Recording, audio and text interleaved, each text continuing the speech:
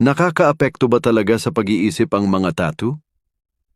Ayon sa pag-aaral, may mataas na score ang mga taong tattooed pagdating sa pagiging extrovert, adventure seeker, at desiring uniqueness kumpara sa hindi tattooed.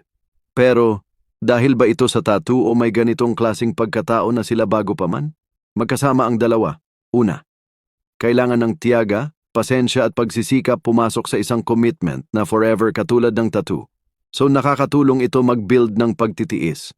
Pangalawa, nagbubukas din ng panibagong mundo ng sining, kultura at pagiging genuine sa sarili ang pagkakaroon ng tattoo. Kaya naman lalong naiengganyong maging adventurous ang isip at saloobin. Pinapatibay ng ink na maging tunay sa iyong pagkatao.